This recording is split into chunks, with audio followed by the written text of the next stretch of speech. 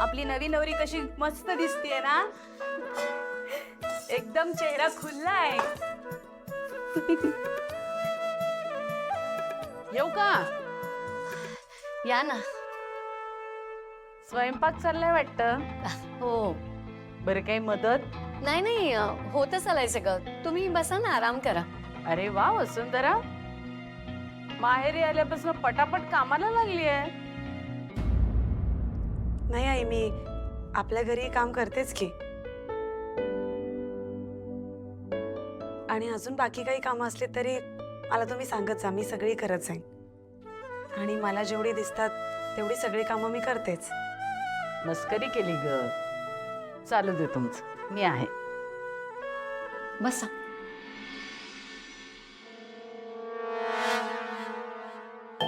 वसुताई, तुमच्या सासूबाई एकदमच स्ट्रिक्ट दिसतात.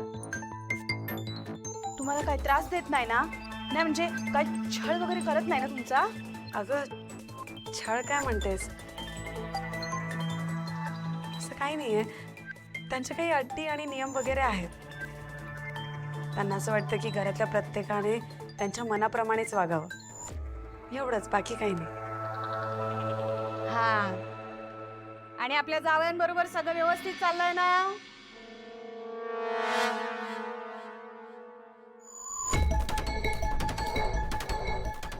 असं अचानक कुठल्या अनोळखी माणसाला आपलं म्हणणं हे सोपं नाही आहे. तुम्हाला हवा तितका वेळ द्या. माझ्याकडून तुम्हाला काही प्रेशर नाही आहे. तुम्ही आणि इनफॅक्ट मुली सुद्धा जोपर्यंत कम्फर्टेबल नाही आहे आपण वेगवेगळ्या रूम्समध्ये राहूया. बसू. सगळं एकदम व्यवस्थित आहे, एकदम छान.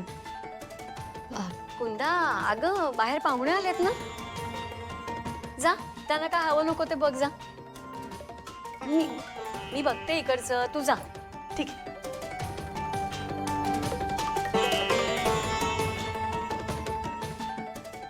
बसू, काय झालं? चुकलंच आमचं बाळा. पण आम्ही खोटं बोललो, कारण इतकं चांगलं स्थळ तुझ्या आयुष्यातनं जाऊ नये असं आम्हाला वाटतं. खोट्यावर का असे ना, पण हा संसार टिकाऊ. वसू, हे तू काय बोलतेस? खरं तेच बोलते वसू. शार्दूलमुळे आधीच तुझ्या आयुष्याची धूळदाण झाली. त्याच्यामुळे पुन्हा तुझं आयुष्य उद्ध्वस्त झालं तर मला सहन नाही होणार. नाही, मला कळतंय तुला सत्य सांगायचंय. अगं पण सत्य सांगितल्यानंतर त्याचे काय परिणाम होतील याचा विचार कर ना जरा.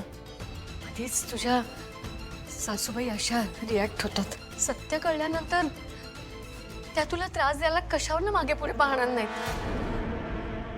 आणि आकाशराव, त्यांना कळलं तर नाही बसू. आत्ता कुठे तुमच्या नात्याची सुरुवात होती.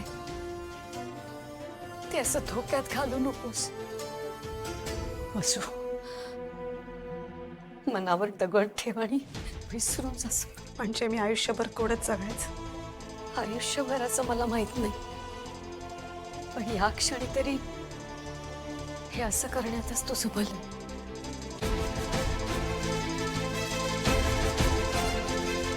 नवरा नवरीने आधी एकमेकाला घास नको का भरवायला?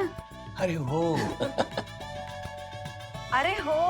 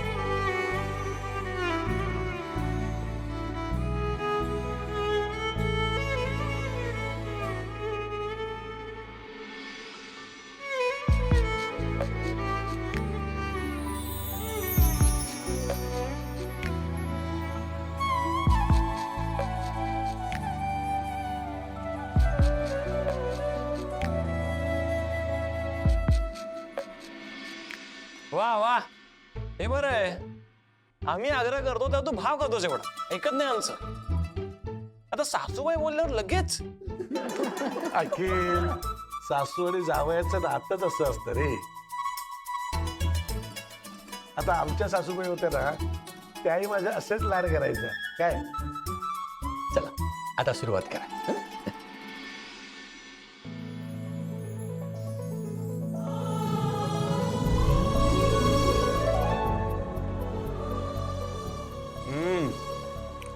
कुणाताई, हा? जेवण छान झालंय. काय सांगतास? हो खरंच छान झालं.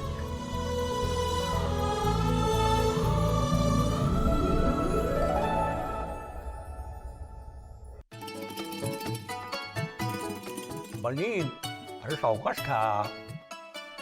ठसका माहिती तुला. हा, बहिणी बघितलं ना तिकडे कसा जीवतोय बघ. असा जीवतोय तसं काही आपण आपल्या घरी याला उपाशीच ठेवतो.